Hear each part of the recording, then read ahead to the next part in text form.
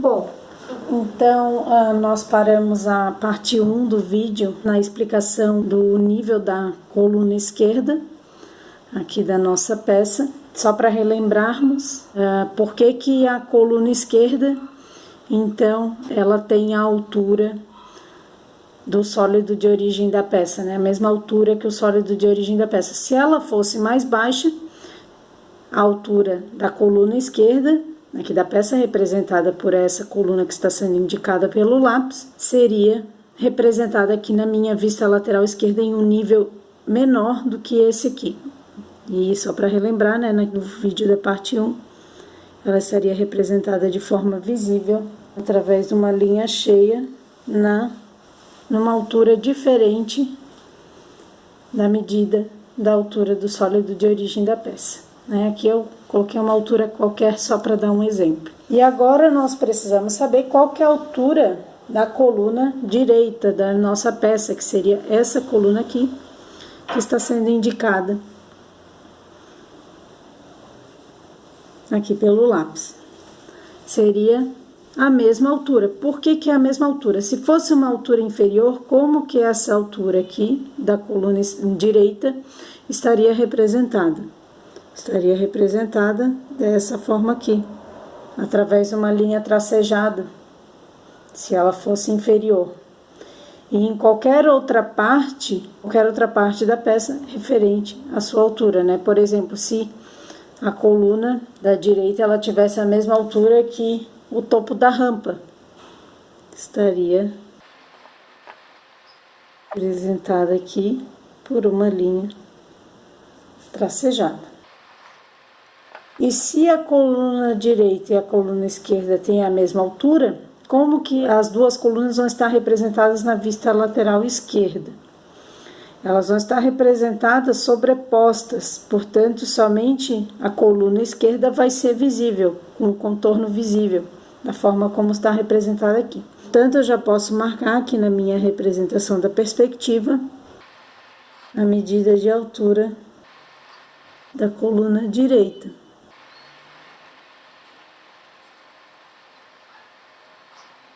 A parte interna aqui a gente vai marcar depois, você já vai entender por quê.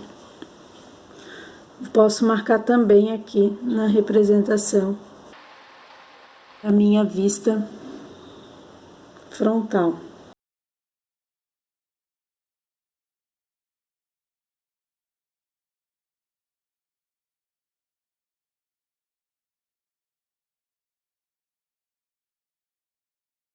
Então, marquei aqui a altura das colunas. E eu já vou aproveitar aqui, também vou marcar a altura da base, porque a altura da base, como é que eu sei que tem uma base aqui?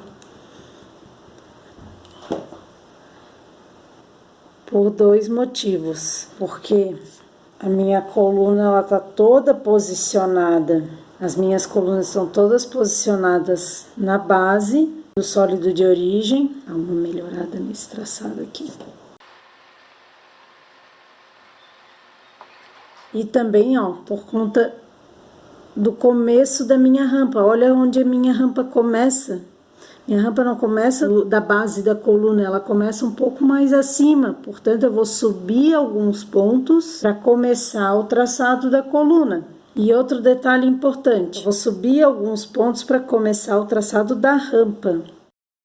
Então, a minha rampa, ela vai começar dessa parte aqui, eu consegui marcar o ponto na minha vista frontal. E essa linha aqui, ela vai coincidir com essa linha aqui do fundo na vista superior, que corresponde a essa parte aqui. Portanto, eu posso marcar a base inteira e eu posso marcar também a altura aqui do começo da minha rampa. Qual que é a medida do começo da minha rampa? Eu não consigo ver de primeira.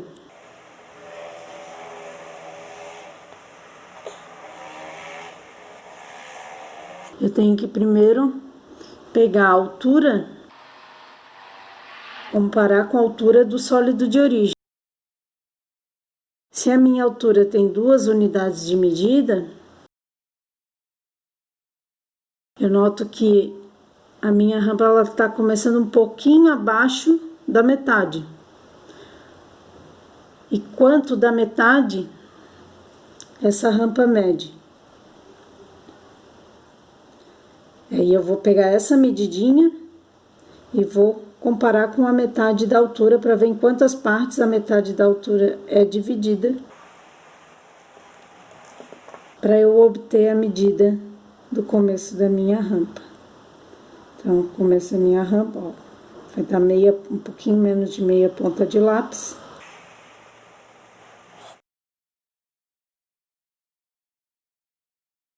Um terço da metade da altura, então, eu vou contar um terço abaixo da metade inferior da minha altura e marcar a medida da minha rampa.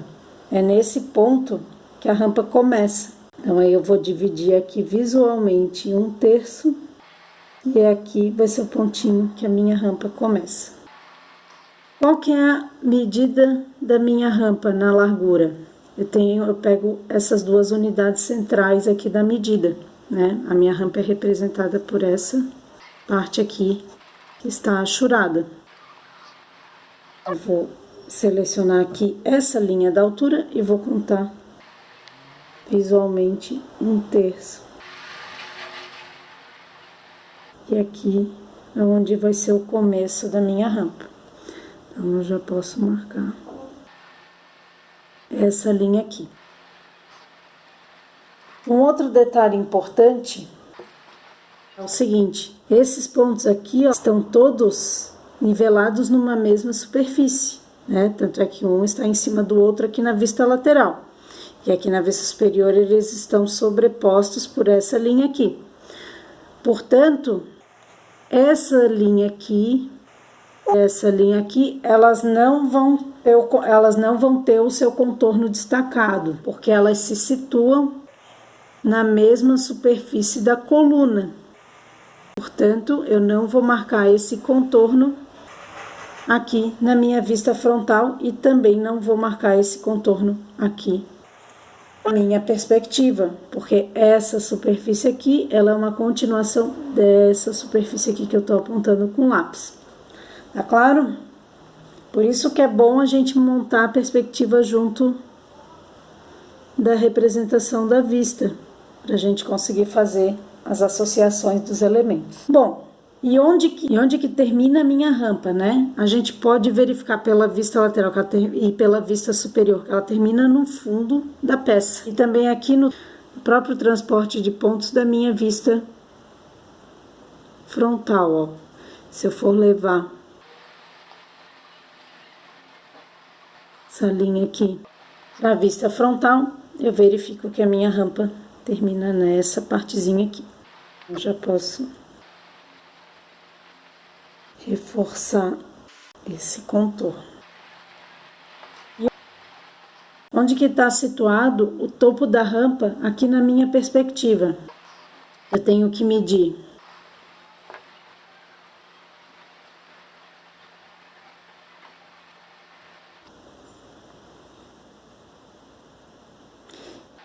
qual que é a altura do topo da rampa em relação à metade superior da altura da peça, tá? Então, eu vou pegar essa medida aqui, ó, do topo da rampa, começo da metade superior da peça, e vou comparar com o restante da metade superior da peça. Um pouquinho, deu uma pontinha de lápis.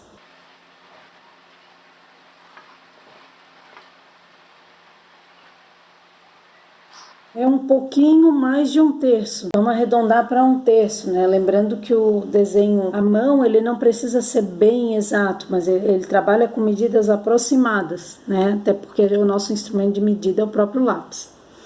Então, vai dar em torno de um terço da altura da peça. Eu vou medir aqui. Então, a partir, ó, da metade superior do fundo da peça, que são esses pontos aqui, que eu marquei com lápis, esse e esse, eu vou contar, eu vou dividir em um terço essa altura e o primeiro terço acima do começo da metade superior é que vai ser o começo da minha rampa. Então, vai ser daqui até aqui. Eu vou ligar esses pontos utilizando uma linha de 30 graus. E eu vou fazer o desenho. E eu vou ligar com a parte inferior da rampa. Tanto agora a gente já consegue ver o desenho aqui da peça em perspectiva e a gente consegue fechar os contornos dos demais elementos, ó. Aqui só tem um detalhe, tem que cuidar que na perspectiva a gente não representa elementos omitidos. Portanto, essa é a minha peça, representada em 3 dimensões. Vou apagar aqui esse xizinho, esse ponto aqui. E tá feito o meu exercício. Fechei aqui os contornos, faltavam da vista frontal.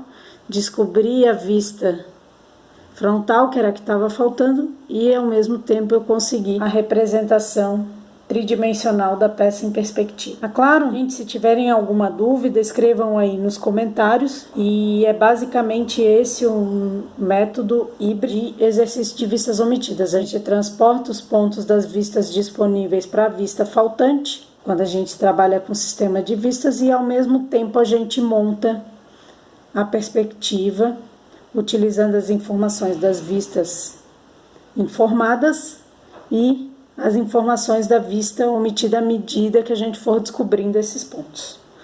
Tá claro? Bom, então era isso e até o próximo exercício.